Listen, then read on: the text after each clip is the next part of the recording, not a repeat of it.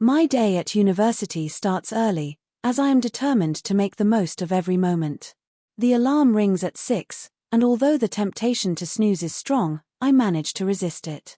I begin my morning routine with a quick shower and a breakfast that usually consists of toast, fruit, and a cup of coffee.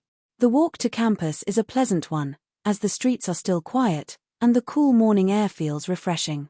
The path takes me past a row of trees that seem to wave their branches gently in the breeze, as if wishing me a good day ahead.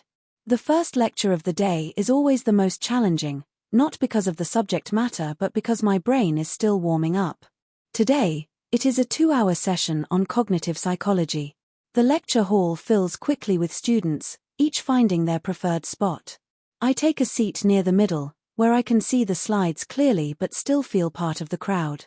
The professor begins with a review of the previous class, and I find myself engrossed in the discussion about memory processes and how they shape our understanding of the world. After the lecture, there is a short break before my next class.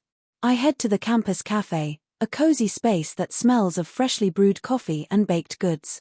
Many students gather here, their conversations creating a low hum of activity. I order a cappuccino and take a seat by the window. From here, I can see the central courtyard, where students are scattered across the lawn, some reading, others chatting in small groups. It is a scene that reminds me of the diversity and vibrancy of university life. The next class is a seminar on contemporary literature. Unlike the lecture, this session is more interactive, with discussions and debates that challenge my critical thinking skills. Today, we are analyzing a novel by a modern author, and the room buzzes with different interpretations and perspectives. I find it fascinating how the same text can evoke such varied reactions. The professor guides the discussion skillfully, encouraging us to articulate our thoughts and back them up with evidence. By the end of the seminar, my mind feels stretched in the best possible way, as if it has been exercised like a muscle. Lunch is a welcome break, and I join a group of friends at the campus food court. The menu is diverse, catering to every taste and preference. I opt for a vegetarian wrap and a side of sweet potato fries. The conversation flows easily as we share stories about our classes, upcoming assignments, and weekend plans.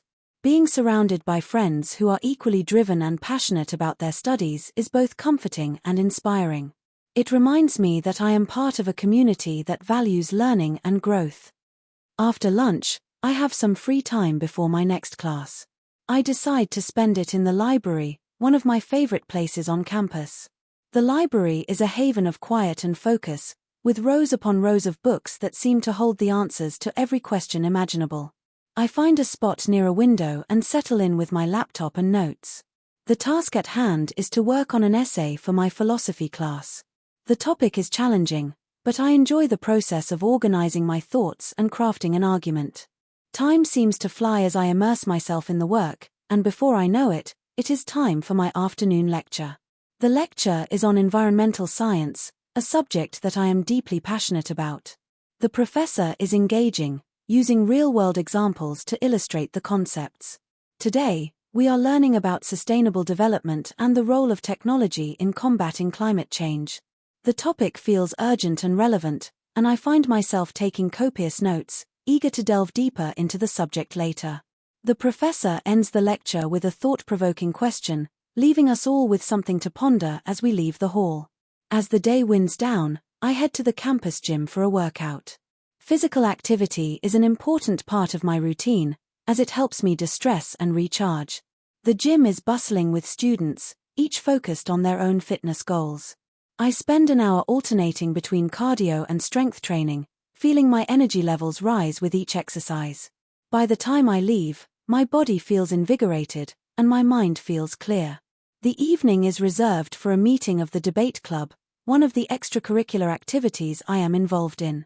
The club meets in a small conference room, and the atmosphere is lively as we prepare for an upcoming competition.